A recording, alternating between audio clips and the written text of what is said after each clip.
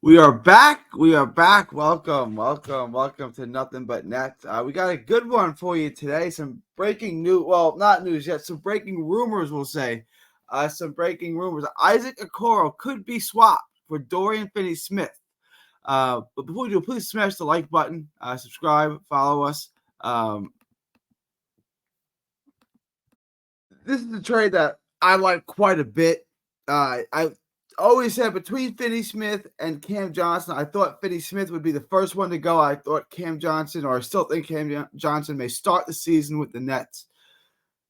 Finney-Smith is better than Cam Johnson. He has more value. He's a better defensive player.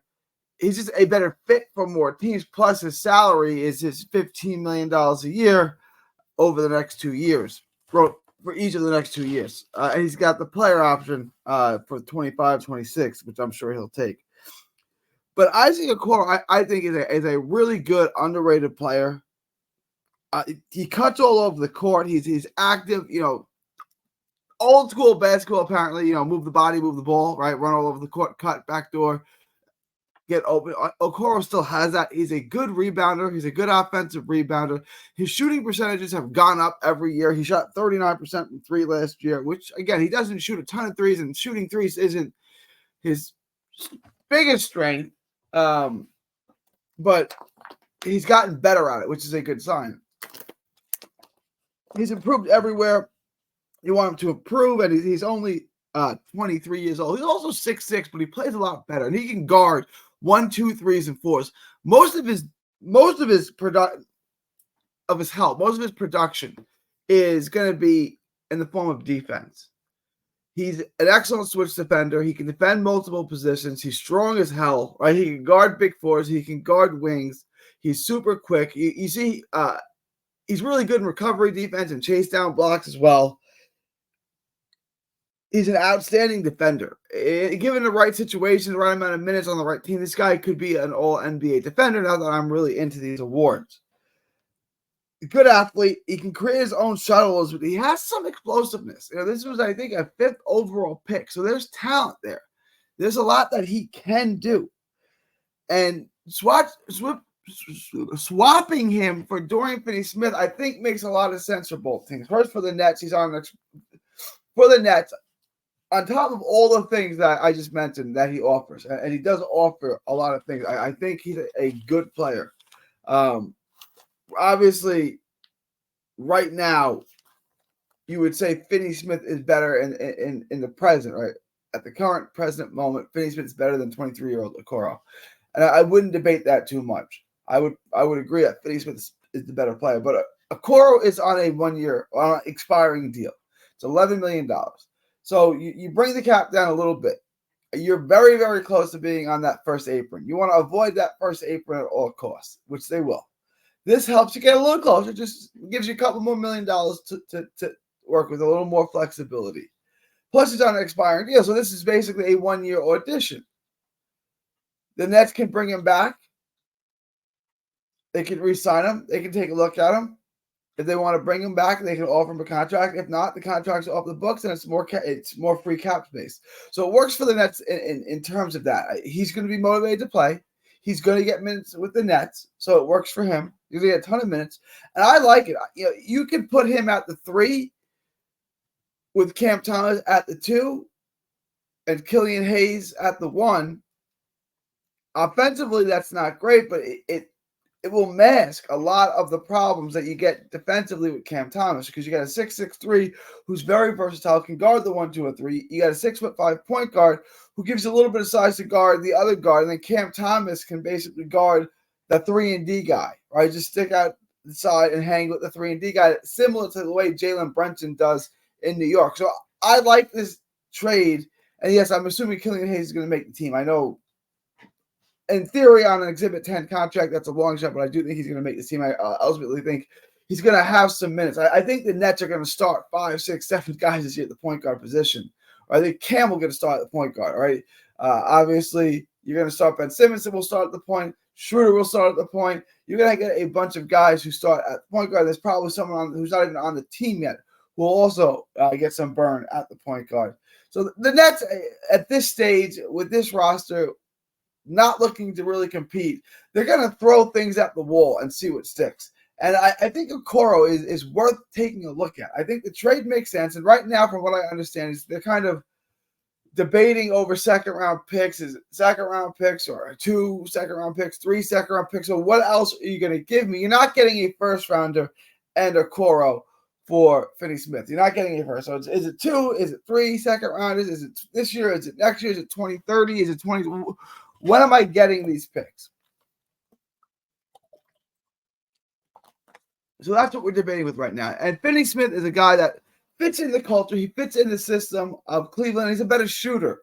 He's a better three-point shooter. He's a better knockdown guy, a better catch-and-shoot guy than is Okoro. So he makes more sense. He's more experienced. He's been around winning teams. He's been a part of that culture.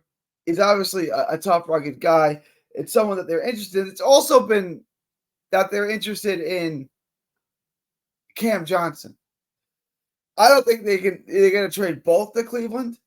I think it's one or the other. And I think for their system, how they play, I think Finney-Smith makes a lot more sense for them than Cam Johnson because I think Finney-Smith is better. I think he obviously makes less money. So I think that Finney-Smith for Okoro has legs, and this may get done. And I think it's a really, really good thing for the Nets. I think you add a switch defender.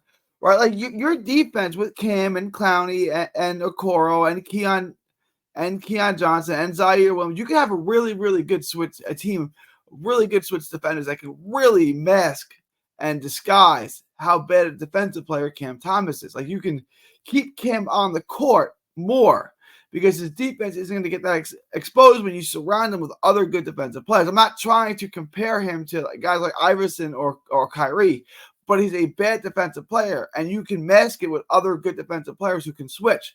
So you can put Cam around 4 guys, like I said, Keon Johnson, Zaire Williams, Isaac Okoro. You can put Claxton, Clowney, all these guys that can switch, and cover multiple positions, guard multiple positions. So you can put Cam Thomas in the most optimal position.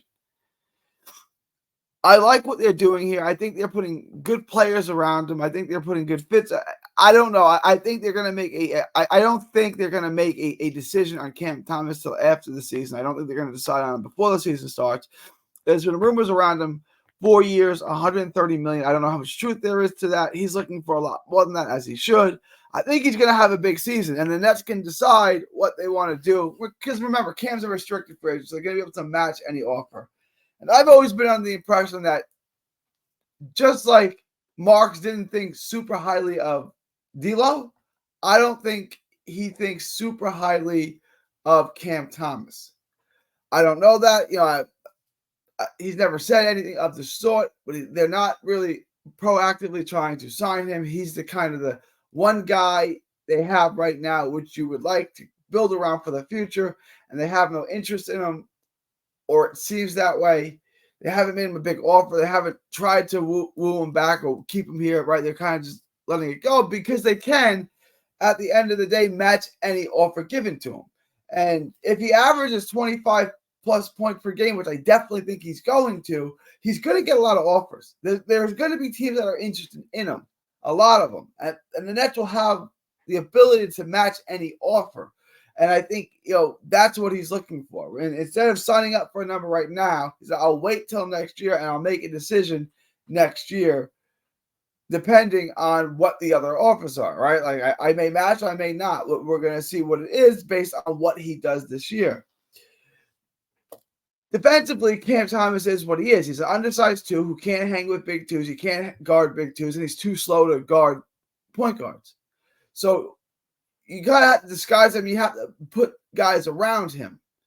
I think they're doing a good job in that. So maybe they are thinking of keeping him. And these are things that are also like Buddy Hield, right? Buddy Hield is basically an undersized 2. It brings down his value. Being an undersized 2 that can't defend really is going to bring down his value. But there are definitely going to be teams that are interested in Cam.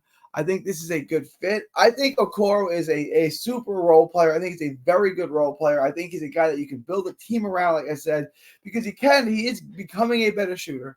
He can finish. He's explosive. He can definitely finish at the rim.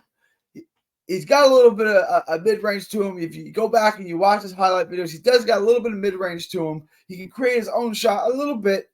But mostly, he finishes out the rim. He's gotten better every year at shooting the three, and where he's going to make most of his contribution is on the defensive end. He is a premier defender. That may not be known to most people, but if you really go study his tape, multiple positions, he can guard the wing, he can guard bigs, he can guard 1, 2, 3, 4 without a problem. He's an excellent switch defender. He's an excellent bailout defender, excellent help defender. He's an excellent defender across the board. So I like this signing. I think this is a good fit with the Nets. It doesn't make your offense a whole lot better, but adding guys like this, good athletes who can do a lot of things like Zaire Williams, to go with Trendon Watford. Now you just got a bunch of guys that can do a lot of things. I like what and you just gonna throw it at the wall and kind of see what sticks. So I like what they're building here. I like this as a trade. It hasn't gotten done yet. If it's Okoro and 2 second-rounders, I would strongly consider that. I would strongly consider keeping Okoro long-term as well. I think that he's a good fit for any team, especially the Nets, especially with this situation with Cam Thomas, where you kind of have to disguise some defensive line. I just think this is a really good place for him. I think this is a good fit for him. He's going to get minutes. He's going to get burned. Let's take a look at Okoro this year and see how he fits in. But I like what Sean Marks is doing, and I would like this trade. I signed off on this trade. I approve this trade. All right, y'all. It is July 29th. Or is it 2024 from Texas to the world. Thank you, and God bless.